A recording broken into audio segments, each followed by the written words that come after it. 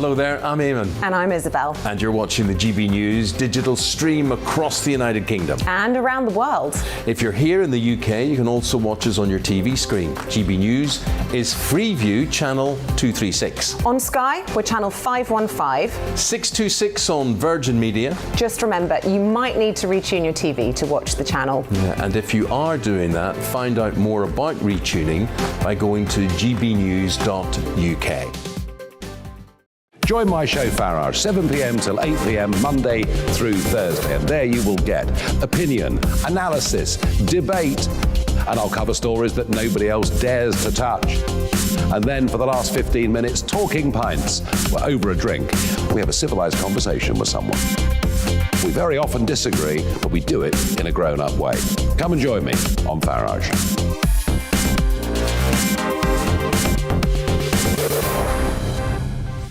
I'm Dan Wootton. Join me Monday to Thursday from 9 to 11 for the feistiest and most fun news debate on TV, where free speech reigns. I'll bring you a sharp take on the day's biggest stories, bombshell newsmaker interviews, and A-list guests.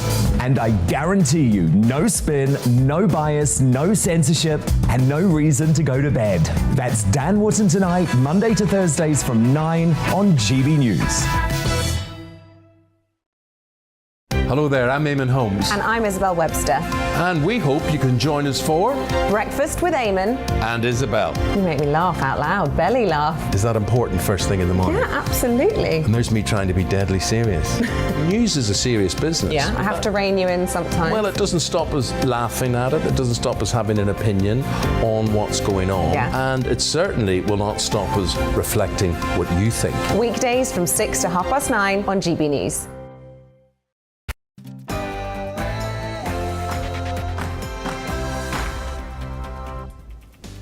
It is Tuesday, the 25th of January. It is 3 o'clock. You're watching GB News and the Briefing PM, your fix of all the latest political news and analysis live from the heart of Westminster. I'm Darren McCaffrey, and coming up over the next hour, the Prime Minister is denying that he has broken any laws as the Metropolitan Police announced that they are now going to investigate alleged parties inside Downing Street and across Whitehall in a major turn in the latest on this Partygate scandal that has dogged the government for months.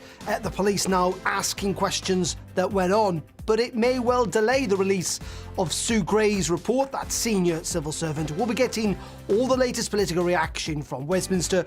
Has it changed the moods of Conservative MPs? Also coming up in the programme, we'll be focusing on the big geopolitical issue at the moment, Ukraine and Russia, with continued concerns that we may well be on the brink of war here in Europe. What's been the reaction of Western leaders? That and so much more coming up on the programme. As always, do get in touch. I know a lot of you want to focus on other issues. Let us know what that is. GBViews at gbnews.uk or tweet us at GBNews. That's all between 3 and 4. But first, at the top of the hour, let's get the very latest news with Rosie Wright back in the studio.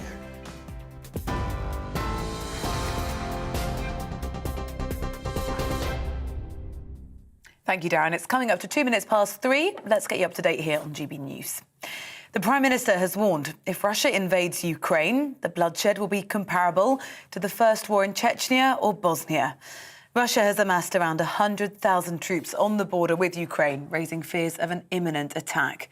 Well, Boris Johnson told MPs the British Army will protect its allies and will look to contribute to any new NATO deployments. He also says sanctions against Moscow would be severe, inflicting pain on the Russian economy. Any attack on his neighbour would be followed by tougher sanctions against Russia, further steps to help Ukraine defend herself, and by an increased NATO presence to protect our allies on NATO's eastern flank. The truth is that Russia's goal is to keep NATO forces away from her borders.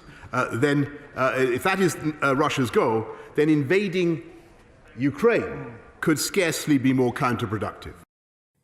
The Labour leader, Sir Keir Starmer, says the UK must show Russia that any further aggression will result in severe real-world consequences. It's a direct threat to the anti-imperialist principle that sovereign nations are free to choose their own allies and choose their own way of life.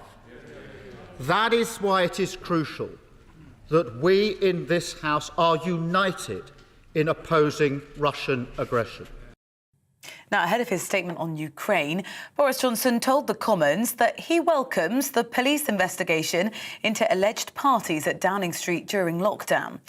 Number 10's admitted the Prime Minister had a birthday celebration in June 2020 when COVID restrictions were in place.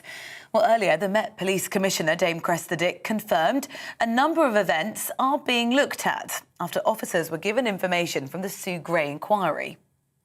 As a result, firstly, of the information provided by the Cabinet Office inquiry team, and secondly, my officer's own assessment, I can confirm that the Met is now investigating a number of events that took place at Downing Street and Whitehall in the last 2 years. The chair on the Committee of Standards in Public Life has warned MPs to be careful to maintain high public standards, or there'll be a significant political price to pay. Lord Evans says there's been a rise in public concern for MP standards, sparked by the Owen Paterson affair, issues around the redecoration of Downing Street and, of course, Partygate. I think the lesson that I would take from the last 6 months is that if ministers and others in public life are careful and think ahead around the potential implications of not maintaining very carefully high public standards, then there can be a political price to pay. 3 children and 2 adults have been taken to hospital after a bus crashed in north-east London. At least 19 people were injured after a double-decker collided with a repairs shop in Hingham's Park. Multiple witnesses reported that several school children were among the passengers. Royal Mail has announced it's cutting 700 management jobs. They say it will save around £40 million a year. It follows what's been a difficult period over Christmas and the New Year, with staff absences peaking at 15,000 at one point because of coronavirus. Bosses say they'll hold talks with unions over the proposed job losses. Students in Wales will continue to wear face coverings in school until at least the February half-term. The Welsh Government have announced that if coronavirus transmission rates continue to remain low, then schools and councils will decide locally what measures will remain in place after half-term. The proposed changes have been made as Wales completes the move to alert level 0 from Friday. The University of Oxford is looking for 6,000 patients to trial a new COVID antiviral drug.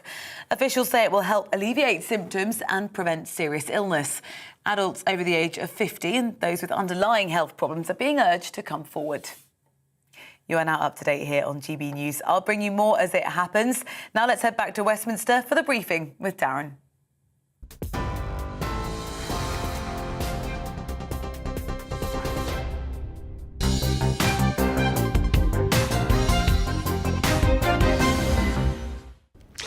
Hello and welcome to the briefing live on GB News. It is 6 minutes past 3 o'clock. I'm Darren McCaffrey, live in Westminster on TV, on radio and online. Now, what another extraordinary twist in the Partygate scandal that has dogged the government for weeks, for months. Now, if you are bored of it, there is no sign, however, that this story is going away. Last night, we had suggestions and reports from ITV News of a birthday party that was held inside the Cabinet Room in Downing Street. Downing Street having to admit that the gathering did take place, though they suggested it only lasted for 10 minutes. Though Cabinet Ministers this morning struggled, even though they claimed it wasn't a party, to defend that it was at least within the rules at that time back in June 2020. And then this morning, the Metropolitan Police announced that it is to carry out an investigation into alleged rule breaking inside Downing Street and across government across Whitehall during various periods of lockdowns in 2020. We have to remember that has only come about because the Met now think there is the potential of rule breaking, that they have gathered enough information that it is worth investigating. And now, this afternoon, despite rumours earlier on that we could well still see Sue Gray's report, that senior civil servant, that report into all these different parties, that it could still be published within days. Quite extraordinary politics. Let us know what you think about all of this. GBviews at gbnews.uk. And it certainly sparked an urgent question from Angela Rayner, Labour's deputy leader, earlier in the Commons. And this is how it began. Thank you for granting this urgent question. And well, all too soon, the Minister and I find ourselves here once again, rather than dealing with the cost of living crisis impacting on families, we're talking about scandals in Downing Street again. And the members opposite can chunter from their positions, but they're allowing this to happen, Mr. Speaker. 2 months now, Cabinet Ministers have been working hard to make Sue Gray the most famous woman in Britain. In response to every question asked about the poor conduct, bad behaviour and rule-breaking culture that this government has overseen, the ministers have repeatedly told us Sue Gray is the answer. Now there's a police investigation, and the terms of reference for Sue Gray set by the Prime Minister himself are clear. If any evidence emerges of behaviour that is potentially a criminal offence, the matter will be referred to the police. So it seems, Mr. Speaker, potential criminality has been found in Downing Street. What a truly damning reflection on our nation's very highest office. So I ask the Minister, given this morning's announcement, when will the Sue Gray report finally be published? Can he assure the House that the Sue Gray report will be published in full, not just the summary, and will the accompanying evidence be provided? And can he clarify for the House what Sue Gray and her team will be doing whilst the police conduct their investigation? Well, Mr. Speaker, I will agree with her first point. Her first point was, why aren't we talking about cost of living? Well, the Prime Minister right now is working on cost of living. He's working on Russia-Ukraine. He is doing those jobs, and the Prime Minister is focused on those areas. Mr. Speaker, I think she also, in her second point, forgets that the word potentially was used. The reality of the matter is that the fact that the police are investigating the matter does not draw any conclusions. If she looks at the statement issued by the Metropolitan Police Commissioner, Cressida Dick, she has said that, stressed the fact that the Met is investigating does not mean that it will necessarily result in fixed penalty notices in every instance and to every person involved. So potentially is a key and operative word, and she wants to jump to conclusions, but she asks about the details of the investigation. Those are, of course, matters for the Cabinet Office and matters for the police. Well, there you go. That was the Paymaster General sent out by Downing Street to yet again bat on behalf of the Prime Minister. No easy task, it must be said, these days. Well, let's get more reaction to all of this and join the Labour MP, Tonia Antoniadze, who joined us down the line. Tonia, thank you very much indeed for joining us. We heard it there, didn't we, from Michael Ellis, the Paymaster General, and indeed from Angela Rayner, saying that people are concerned about things like the cost of living, and frankly, isn't that what the Labour opposition should be talking about? You're completely right, and that is what we are talking about. We've got our Shadow Chancellor, Rachel Reeves, talking about her 4-point plan. We have got lots of things that we are talking about, but what we can't ignore is the fact that we are being taken for fools again, and we are absolutely desperate to just get this facade, this farce over and done with. We need to know. Come on, Darren, it's not fair on everybody to hear that there's been another event. Was it a party? Was it not a party? Is the Met investigating it? Yes, they are investigating it now, but when will we have the Sue Gray report? Sue Gray must be the most famous woman in the whole of the United Kingdom because her name has been mentioned so much. Now, what I want to say is this has to be sorted out. We have to know so we can just all move on as a country, but also the Prime Minister needs to take responsibility for his actions and for the actions of his team at that time. You can cast your mind back to, 2 years, and what were we all doing, Darren? We were all inside. I remember 2 years ago, my son was 16. We had his party outside, and I say party because I organised a cake, and his grandmother came round to see him, and it was a really cold morning, and we all stood that we're out there in courts. And you know, I remember distinctly, everybody else does, and this is why it just sticks in your throat, and we really can't stand it anymore. No, but I suppose the point is, and they're all very valid points, is that though the police and Sue Gray are both investigating this now, they are going to come to the conclusions. We are going to get what they've got to say about this, whether it's in a couple of days' time or a couple of weeks' time. And for the time being, shouldn't the Labour Party be focusing on the other issues of the day? These investigations are happening. They're going to reach their conclusions. Isn't it time that we did talk about Ukraine and the cost of living? Because at the moment, the impression certainly lots of the public seem to have is that Labour seem entirely focused on this issue of parties. Absolutely not. You've seen there's been an urgent question today in a statement on Ukraine. We are in the place where we need to be, and it's the government. If we hadn't had new revelations, there's like a revelation every day. We wake up and you think, what next? I honestly go to bed, look at my phone and think, oh, not again. We deserve better. It's all about behaviour, and it's all a reflection of, to be honest with you, what we've had to put up with since we've had Boris Johnson as Prime Minister. You know, people that have left his government, that left in 2019 because they didn't want to sit again and sit under his prime ministership, they've left, and they have all spoken out, and they know that this is what they were expecting it. We were expecting it. It just took a while to come out. I just wonder what colour the sky is in his world.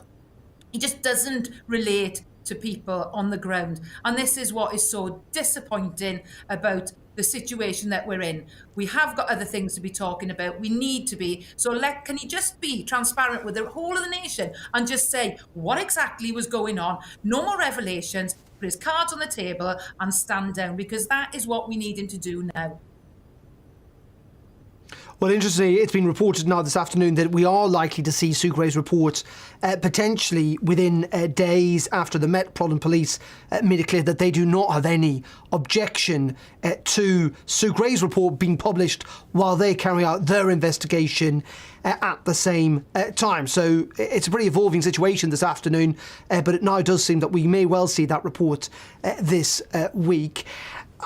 In terms of the very specific recent allegation about this birthday party inside the Cabinet Office, I mean, in the end, there's a lot of people watching. I watched the urgent question in Parliament, a lot of Conservative MPs who feel that, frankly, you're trying to make a mountain out of a molehill here, in the sense that this was inside the Cabinet Office. It was a short gathering. The Prime Minister was probably unaware because it was a surprise.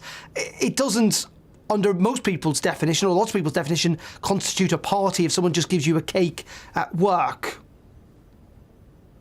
If I've got Colin the Caterpillar in my office, I'm having a party.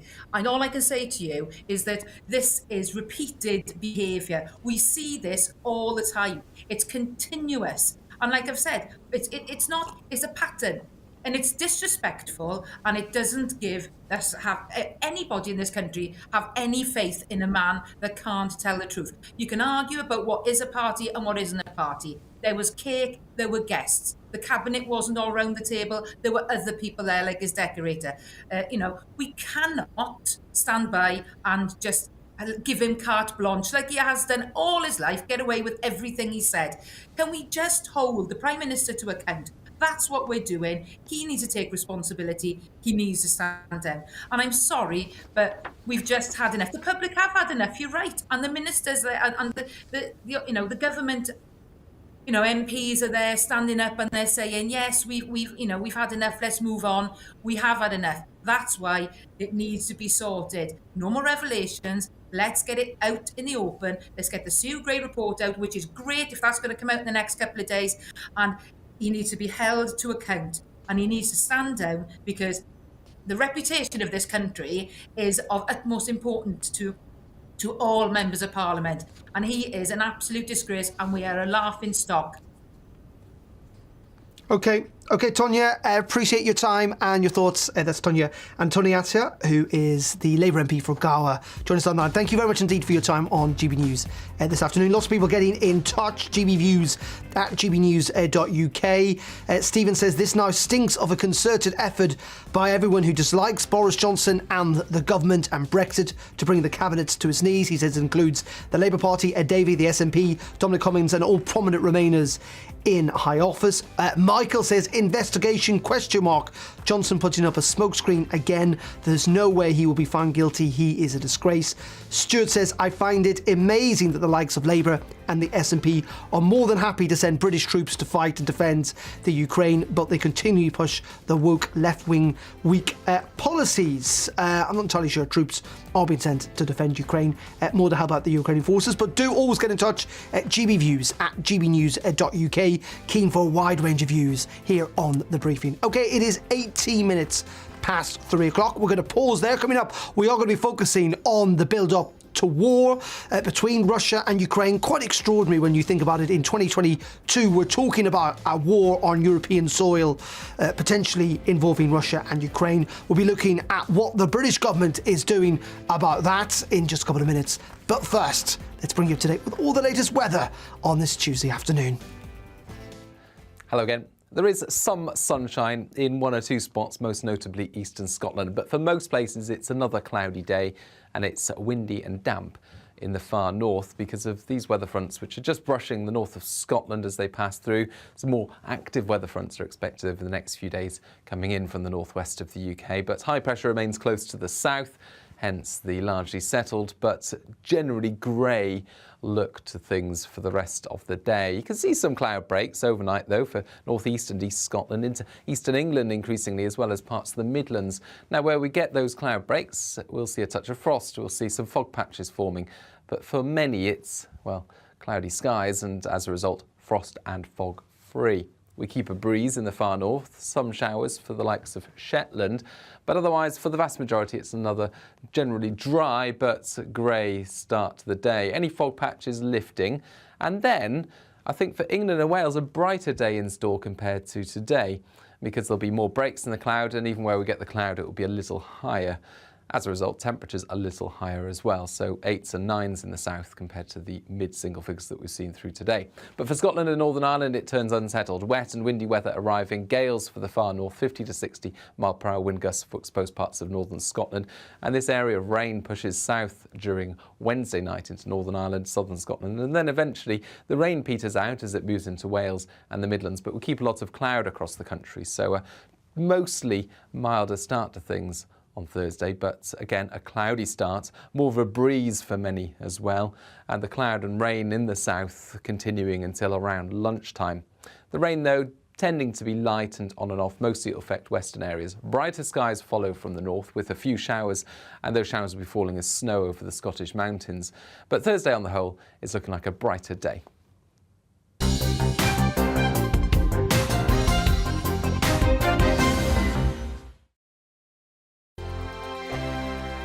Hello there, I'm Eamon. And I'm Isabel. And you're watching the GB News digital stream across the United Kingdom. And around the world. If you're here in the UK, you can also watch us on your TV screen. GB News is Freeview channel 236. On Sky, we're channel 515. 626 on Virgin Media. Just remember, you might need to retune your TV to watch the channel. Yeah, and if you are doing that, find out more about retuning by going to gbnews.uk. Join my show Farage, 7 p.m. till 8 p.m. Monday through Thursday, and there you will get opinion, analysis, debate, and I'll cover stories that nobody else dares to touch. And then for the last 15 minutes, talking pints. We're over a drink. We have a civilised conversation with someone. We very often disagree, but we do it in a grown-up way. Come and join me on Farage.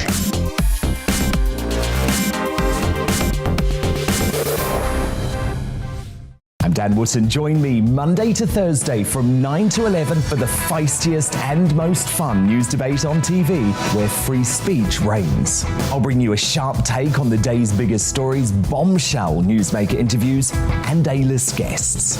And I guarantee you, no spin, no bias, no censorship, and no reason to go to bed. That's Dan Wootton tonight, Monday to Thursdays from 9 on GB News. Hello there, I'm Eamon Holmes. And I'm Isabel Webster.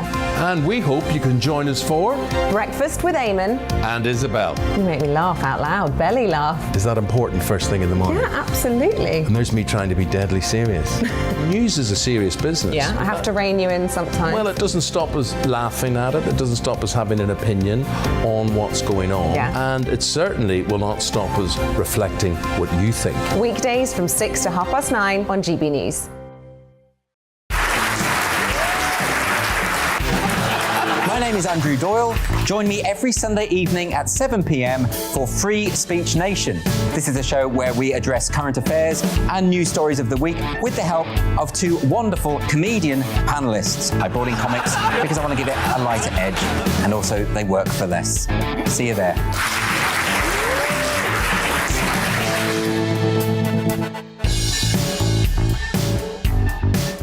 Join me, Mark White, here on GB News. For more than 2 decades, I've been at the sharp end of reporting crime and security at home and abroad.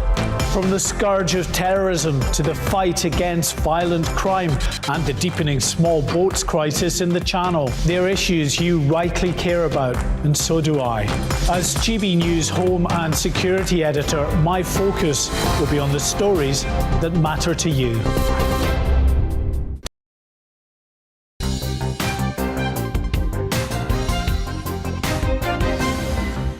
Very welcome back to The Briefing with me, Darren McCaffrey, live from Westminster. It is just coming up to 25 minutes past 3 o'clock. Thank you very much indeed for your company on this Tuesday afternoon. Let's get more on the reaction to this fast-moving story this afternoon. Looks like Sue Gray will now publish her reports this week.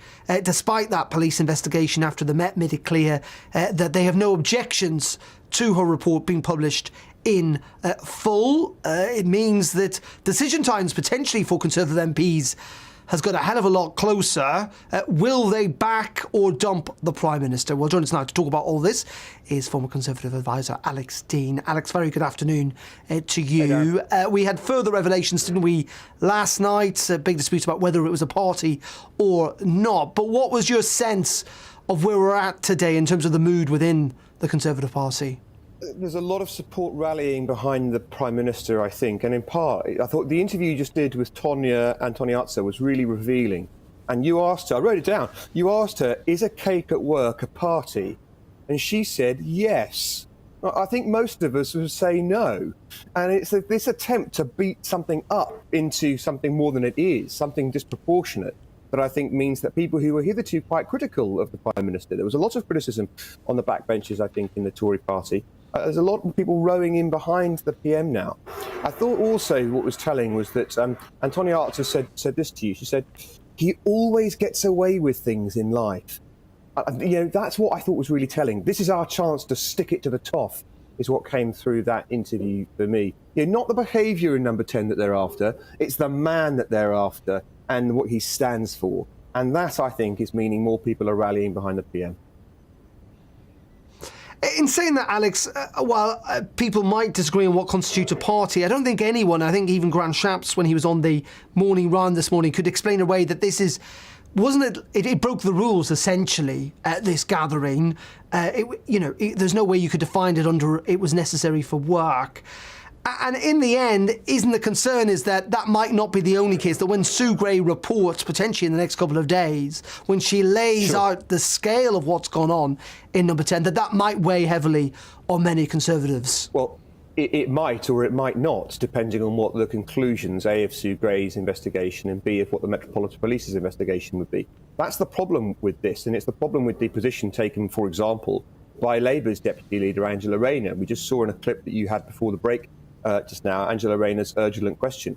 The trouble is that they outline an allegation and then assume that that allegation is true and go on and say that's utterly damning. And it's a disgraceful thing to do, actually. If you've made an allegation, or if an allegation has been made, and you say that that should be investigated, to go all the way to the end and assume that that allegation is the case seems to me wrong. Now, I do think she's got a point when she demands the publication of the full report by Sue Gray. I think that's going to be very difficult for government to resist. But in the interest of fairness, you can't say an allegation exists and then say that allegation is utterly damning. The existence of it is utterly damning, so the Prime Minister's got to go. I mean, on the example you're talking about, but are we saying in the end that we're going to lose a Prime Minister over a birthday cake? I mean, I think a lot of people will think that's disproportionate. Well, just two things on that, Alex. So first of all, one might say, I mean, it's not just simply a birthday cake. It may be a whole series of breaking rules by someone who made the rest of us stick by these rules. But second of all, on the Angela Rayner point, she and others would say that they're going on what's been reported in the press, often with multiple witnesses, and that it was only a couple of weeks ago that Downing Street were insisting that there were no parties and that the guidance was always adhered to. And that seems now not like that is entirely the truth. The Downing Street essentially have got themselves into this mess themselves. Well, that's the point that I was seeking to make. On the one hand, some people have said there is a party. There was a party and 30 people were there. On the other hand, George Eustace, Member of Parliament, says there were fewer than 10 people. They were sitting at their desks in an office. End of the working day was approaching and somebody produced a birthday cake. Well, if that's what a party is, if that's the definition of a party, I think most people would look at that and say that's not a party. And those who would say that is a party have lived some pretty peculiar and sad lives. So I don't think that's a party from my perspective. On the other hand, if it was bells, whistles, dance floor and 30 people going boozing all night, that is a party. But the point is you've got conflicting accounts. And when you have conflicting accounts or allegations, you go through a process of investigating the truth of it. And what the Labour Party is urging people, and including urging your channel to do, is to listen to the allegations, hear the worst one, assume it's real, and then damn people accordingly. And that's not a proper or appropriate way to behave. And just very, very quickly and very finally, Alex, if you can, it sounds like you think the Prime Minister will survive this, that MPs in the end will back him. I do, not least because this looks increasingly like a witch hunt, not actually about behavioural standards, but about getting at the PM. OK, Alex Dean, appreciate your time, as always. That's Alex Dean there, former Conservative advisor, joining us down the line. It is 3:30. Coming up next, we are going to be talking about Russia and Ukraine as over 100,000 Russian troops amass on their border. Conversations last night between the US President and European leaders, including Boris Johnson. What next for Britain? What should it do to stand up to Vladimir Putin? That and much more in the next 30 minutes. But first, at 3:30, here's the latest news headlines with Rosie Wright.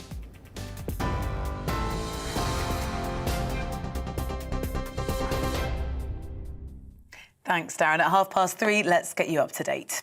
The Prime Minister has warned if Russia invades Ukraine, the bloodshed will be comparable to the first war in Chechnya or Bosnia. Moscow has amassed around 100,000 troops on their border with Ukraine, raising fears of an imminent attack.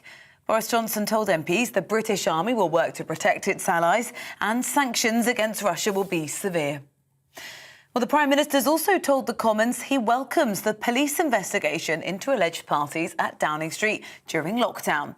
It comes after Number 10 admitted the Prime Minister had a birthday celebration in June 2020 when COVID restrictions were in place. Well, earlier, the Met Police Commissioner, Cressida Dick, confirmed a number of events are being looked at. Following the death of Star Hobson, children's social care services at Bradford Council are to be put in a trust. The council had contact with the family of the 16-month-old who was murdered by her mother's girlfriend in 2020. The council will own the trust, but it will operate at arm's length under control of a new independent chair and board of directors. School students in Wales will continue to wear face coverings until at least the February half-term. The Welsh Government says schools and councils will then be able to decide what measures remain in place if COVID rates remain low. The changes come as Wales completes a move to alert level 0 from Friday. The University of Oxford is looking for 6,000 patients to trial a new COVID antiviral drug. Officials say it will help alleviate symptoms and prevent serious illness. Adults over the age of 50 and those with underlying health problems are being urged to come forward. You're up to date here on GB News, but on your TV, online and DAB Plus radio. A short break and then we'll be back to Westminster for the briefing with Darren.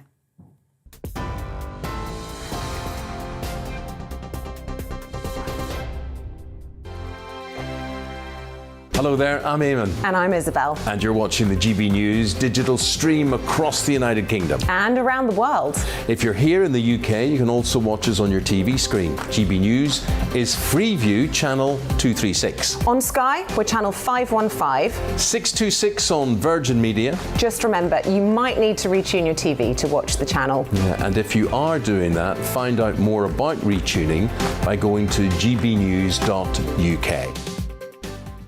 Join my show Farage, 7 p.m. till 8 p.m. Monday through Thursday, and there you will get opinion, analysis, debate, and I'll cover stories that nobody else dares to touch. And then for the last 15 minutes, talking pints. We're over a drink. We have a civilised conversation with someone. We very often disagree, but we do it in a grown-up way. Come and join me on Farage.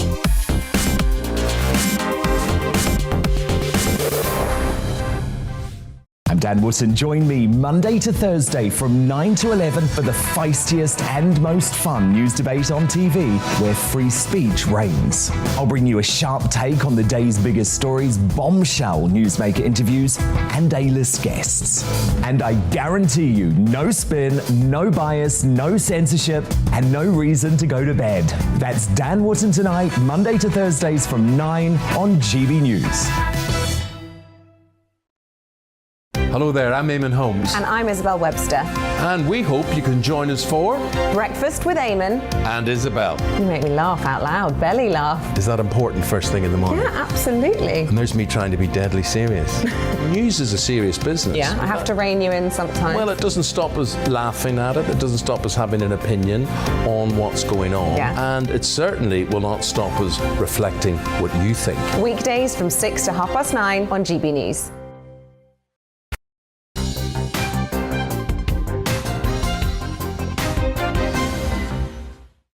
Very welcome back to the briefing with me, Darren McCaffrey, live on TV, online and on your radio. It is coming up to 25 minutes to 4 o'clock. Lots of you getting in touch, gbviews at gbnews.uk. Sharon says that we must get some perspective. We have a cost of living crisis. Russia's about to invade Ukraine and we're focusing on a birthday party. What is going on? Bruce says, initially I was in favour of Boris resigning over his ineptitude and what was seen as an alleged disregard for and ignorance of his own regulations over COVID. I'm still not happy if it's proven to be true. I am, however, beginning to change my mind over his resigning. Why? Because of this witch hunt from all quarters against him. It's become rabid and out of all proportion. And James says of Boris, we've had 2 years of your scaremongering.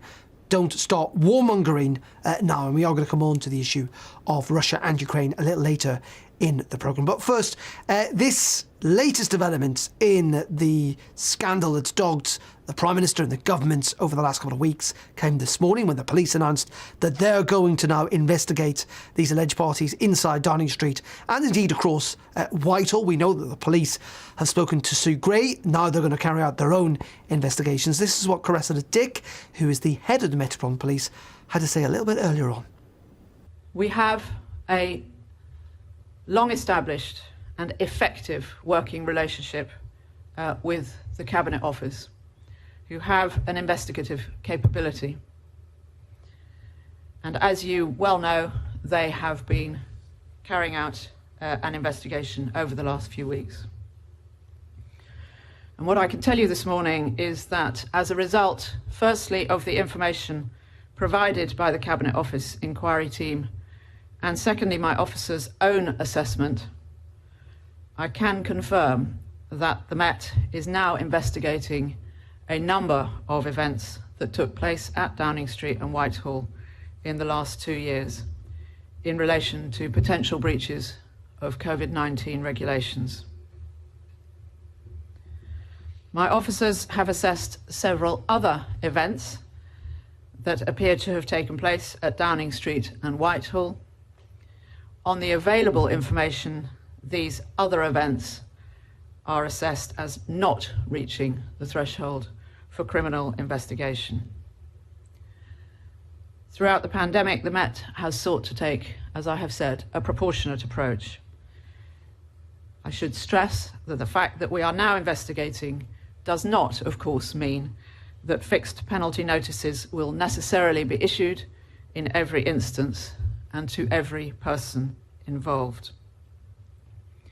We will not be giving a running commentary on our current investigations, but I can assure you that we will give updates at significant points, as we would generally do. Dick speaking. She is the head of Metropolitan Police at the London Assembly earlier on. Well, let's speak now to Mike Neville. He's a former Detective Chief Inspector at Scotland Yard and joins us down the line. Thank you very much indeed for joining us, Mike.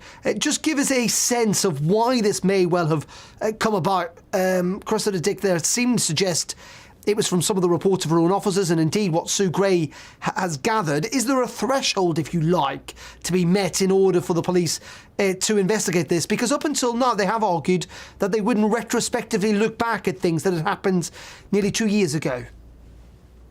Yes, it's very interesting. The law itself, I mean, normally minor offences you can only prosecute from 6 months after the actual date of the offence, but the coronavirus regulations say that you can prosecute from 6 months after the evidence becomes available. So it's unusual in that sense. And obviously I think matters have taken such a serious turn that the police can't ignore this any longer. And it's very easy to say, oh, it's just a birthday party and there's a few cakes. Try telling that to my 6-year-old who couldn't have a birthday party. And it was the government who chose to criminalise what would otherwise be ordinary family events, and people have put up with all sorts of sacrifices. And so the police now have to take this action. They have to investigate. They've got their own officers there. Now, their own officers may well have made reports. Protection officers who work with senior politicians may have logs of what's been going on. And of course, there may well be CCTV and other recordings of incidents that the police can use and analyse to see if any offences have been committed. So, Mike, you seem to be suggesting that not just involve questioning around the police at the gates of Downing Street on either ends, but indeed the police officers who protect senior politicians, including Boris Johnson. Oh, we seem to have lost Mike there, who was joining us talking about what was happening there in regards to the parties that apparently took place within Downing Street and the issues involving the police investigation that is now underway. And we'll try and get back to Mike if we potentially can, just revealing the details of where potentially that police investigation was going to go. We're just trying to see if we can reconnect to Mike. If not, we'll move on to talk about Ukraine, but let's bring back in Mike because he is there. Sorry, Mike, we were talking about how close protection officers essentially could get involved in all of this. Yes, they'll have all sorts of logs of information of where politicians were and what they were doing. And there'll also be CCTV and other recorded devices of what was happening there. So I think the police, they're rightfully looking at this now that there's very much public concern. It's easy to dismiss it, but as normal parties, as I said, but I think the police know a right to look into this because people have sacrificed a lot and the people who've actually told them to sacrifice have been breaching them. And just very finally, Mike, where will this go in terms of, there's lots of speculation that the Prime Minister himself could be interviewed by the police, potentially under caution, and that if there is any rule breaking, that people could still be fined? Yes, that's the reality. I mean, we've got to a sad affair, haven't we, where somebody's going to be given a fixed penalty notice for having a party. But that's what the government decided. And if you're going to make these rules, it will happen. Obviously, a very senior officer at the police will review this, and no doubt with the legal department and the Crown Prosecution Service. OK, Mike, really appreciate your thoughts and your time. That's Michael Neville there, former Chief Inspector joining us from Scotland, who was at Scotland Yard, joining us down the line. OK, well, let's move on. We'll get to your views, by the way, on this. Lots of you emailing in, very animated about this subject, and we'll get to them a little later on in the programme. But we do want to focus on Russia and Ukraine. The Prime Minister's been speaking in the Commons this afternoon. Let's have a listen to what he had to say. It was an urgent question. Clearly, this is a very, very urgent and difficult situation. Here is Boris Johnson. Now Ukraine faces the danger of a renewed invasion, and this time the force arrayed on Ukraine's frontier comprises over 100,000 troops, far bigger than anything Russia has deployed against her before. If the worst happens and the destructive firepower of the Russian army were to engulf Ukraine's towns and cities, I shudder to contemplate the tragedy that would ensue. For months, Britain has worked in lockstep with the United States and our allies across Europe to avoid such a disaster. We've sought to combine dialogue with deterrence, emphasising how a united Western alliance would exact a forbidding price for any Russian incursion into Ukraine, including by imposing heavy economic sanctions. And at the same time, we stand ready, as we always have, to address any legitimate Russian concerns through honest diplomacy. The truth is that Russia's goal is to keep NATO forces away from her borders. If that is Russia's goal, then invading Ukraine could scarcely be more counterproductive. My right honourable friends, the Foreign and Defence Secretaries, have both conveyed the same message to President Putin, and I'm prepared, of course, ready to speak to him again. Meanwhile, the American Deputy Secretary of State met her Russian counterpart in Geneva on the 10th of January, and the NATO-Russia Council gathered 2 days later, as the House knows. The American Secretary of State, Antony Blinken, met the Russian Foreign Minister last Friday, and the US administration has confirmed President Biden's willingness to have another meeting with President Putin, continuing the bilateral dialogue they began last year. But credible deterrence is the other side of the coin. Last night I held a virtual meeting with President Biden, President Macron, Chancellor Scholz, President Duda, Prime Minister Draghi, General Secretary Stoltenberg, President Michel, and President von der Leyen. We agreed that we would respond in unison to any Russian attack on Ukraine, in unison, by imposing coordinated and severe economic sanctions, heavier than anything we have done before against Russia. There you go. That was Boris Johnson speaking a little bit earlier in the Commons. Delighted to now say we're joined by Natia Sakuria, who is from the Royal United Services Institute, or RUSI. Natia, thank you very much indeed for joining us. Just bring us up to date with where you think we're at. It's very difficult to judge from, sat here in London, 100,000 troops amassed on the front line. Are we closer, do you think, the possibility of invasion? What's your sense of where we're at? Yes, unfortunately, I think we are, as Russia is amassing more than 100,000 troops and military hardware along Ukraine's borders, and diplomacy seems to fail so far. The threat of an invasion against Ukraine, including the scenario of a regime change, remains possible. Russian demands are inherently incompatible with the Western interests and did not leave much prospects for diplomacy to succeed. Russian military at this point has an operational advantage and can quickly launch a military attack on Ukraine. I don't have much hopes that the next round of negotiations can bring any diplomatic breakthrough. The US and NATO allies have been quite firm that they are not going to allow Moscow to dictate NATO's open door policy and provide a right to determine the foreign policy orientation of post-Soviet states. In a way, Moscow, I think, also understands that these maximalist demands, given these maximalist demands, it will not be able to get what it wants. The failure to achieve any concessions or agreement during the diplomatic talks can be used by Moscow as a pretext to launch a military offensive. In a way, Russia will make it look like they tried the best, but because of the West, diplomacy has failed. This is, in fact, quite well-tested strategies that Moscow has used before. in saying that, does it seem that the West is being more forthright in its attempts to try and put Vladimir Putin off invasion? US suggesting that 8,500 troops are on short notice, could be deployed at any time. The Prime Minister in the Commons today suggesting that troops from the UK could be brought in to try and help bolster Ukrainian forces. A couple of weeks ago, we were talking about purely economic sanctions if this has gone ahead. What do you make of the military aspect to this that seems to have gone further than what we've heard before? I think political aspect and military aspect are both very important. From a political point of view, Vladimir Putin has to understand that there are huge risks involved, such as economic isolation, possible exemption of Russia from SWIFT financial system, scrapping of the Nord Stream 2 pipeline, heavy sanctions on Putin's inner circle, oligarchs and Russian oil and gas sector. So the stakes are high. And in terms of military perspective, I think, Britain has already sent defensive weapons to Ukraine. The UK is supporting Ukraine with short-range and anti-tank missiles for self-defense. A number of countries have followed the UK and the US lead. I think that is very important.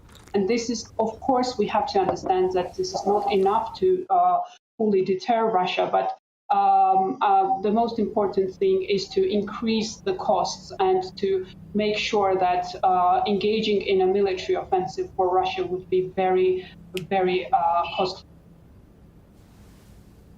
And just very finally, Natia, would you say that the West, and when I say about the West, I mean Western Europe, particularly Germany and France, are more now in line with Poland, the UK, maybe Spain and others when it comes to taking a more aggressive tone towards Russia? Well, I think in this sense, the Western unity is the key. We have heard some controversial statements, but so far, I think I think the West has been able to deliver a clear message to Moscow that NATO allies are firmly supporting its. Are firmly in line, and they are not going to take into consideration the Russian demands and follow the Russian demands, because this will mean that basically Russia can dictate NATO's policies. And this is not just about Ukraine. We have to understand that Russia will not stop at Ukraine, and further demands will follow. And this whole war scare, let's say, and the very realistic prospect of a military invasion is also about European security order, as Russia is determined to shift the European security order, which will have if Russia succeeds, it will have very long-term political, military, and strategic effects on European security. Okay, Natia Saskoria, thank you very much indeed for joining us there from RUSI, the think tank. Well, let's go now to Ukraine, to Kyiv, the capital, and we're going to join Ilya Pormakenko, who joins us down the line. He's a defence reporter at the Kyiv Independent. Ilya, thank you very much indeed for joining us. What's the atmosphere like there in the Ukrainian capital? Is there a sense that war is just round the corner? Well, it depends on who you ask and where you're asking, because, when it comes to TV news, to social media, to newspapers, to political environment, so obviously that's super nervous. It's boiling, it's waiting, it's full of assumptions, second guessing, war plans, emergency planning. But if we're talking about, regular people in the streets of Kyiv absolutely calm. Obviously no panic buying, no sprees, no panic. So people in the street are living their lives, going to work, minding their own business. So it's all mostly about, the political environment and also social media that this war scare is spreading through. And in terms of reporting from here, certainly we get this all the time of people who've got guns, and there was even an extraordinary picture in the Times newspaper this morning of someone essentially holding a machine gun, just a local citizen prepared to defend, she says, her country. Is that true? Is there lots of Ukrainians who are willing to essentially to go out and risk their lives to stop this beyond, of course, the military in Ukraine? Well, those, a bit bright pictures, vivid pictures are obviously isolated incidents, isolated people just attracting a lot of attention from media, from Western media. Obviously, no one here, not really many people, throwing guns and something like that here in Ukraine. But, many people, general population obviously stays pretty patriotic, pretty anti-Russian in terms of, resisting the war. We recently had a poll saying that almost 50% of Ukrainians were ready to be actively involved in the resistance in the event of war. And besides, another poll says that 32% of Ukrainians are ready to join the Home Guard units that are being created right now here in Ukraine. So it's yes and no. Yes, people stay strong. The spirit is pretty high. The morale is pretty high. So no one is really scared that much. Everybody believes that the cause is true. They are standing on their ground and ready to defend. But it's not about those vivid pictures. And just very finally, Ilya, we've got you. What's the sense there about support from the West, particularly Britain? It's been pretty forthright, hasn't it, in its support of Kyiv? Has that been recognised? And what's been the thought about that? Well, the British shipment of anti-tank missile systems is the biggest news of the week probably here in Ukraine. So I cannot even describe how popular the UK has become in the recent days just because of this pretty significant and pretty timely military assistance. So right now, the most popular phrase or sentence on Ukrainian social media is "God save the Queen," because when Ukraine tend to love foreigners, but when they come so timely with such a sensitive and such a helpful assistance in this dark hour. So yes, obviously, every single bit of assistance coming from abroad is at huge value. It's very popular. The same value comes to, for instance, Baltic countries who decided to provide us with Javelin anti-tank missiles and also air defense, portable air defense system Stingers. So it's super popular. Whoever helps Ukraine in this day gets very popular. And the UK is probably number one in this regard. Okay, Ilya, Ponomarenko, thank you very much indeed for joining us there from Kyiv in Ukraine, where he works for the Ukrainian Independent. Lots of you have been getting in touch, gbviews at gbnews.uk. Mark says that the fact of the matter that any celebration of any kind was not allowed during the first lockdown. We, the public, adhered to the rules. The timescale of 10 minutes was not given to us. Leslie says, I think Labour's Angela Rayner should think before she talks. The only reputation of Parliament being brought down is the low-life comments by herself. Tom says, what a sweeping statement to make that Boris Johnson has got away with everything all his life. These Labour fanatics should concentrate on the Russians instead of supporting them. Always get in touch, gbviews at gbnews.uk. That's it from me today. I'm back again tomorrow. Colin's up next, but first, here's the weather. Hello again. There is some sunshine in one or two spots, most notably eastern Scotland, but for most places it's another cloudy day and it's windy and damp in the far north because of these weather fronts which are just brushing the north of Scotland as they pass through. Some more active weather fronts are expected over the next few days coming in from the northwest of the UK, but high pressure remains close to the south, hence the largely settled but generally grey look to things for the rest of the day. You can see some cloud breaks overnight though for northeast and east Scotland into eastern England increasingly, as well as parts of the Midlands. Now where we get those cloud breaks, we'll see a touch of frost, we'll see some fog patches forming, but for many it's, well, cloudy skies and as a result frost and fog free. We keep a breeze in the far north, some showers for the likes of Shetland, but otherwise for the vast majority it's another generally dry but grey start to the day. Any fog patches lifting, and then I think for England and Wales a brighter day in store compared to today because there'll be more breaks in the cloud, and even where we get the cloud it will be a little higher.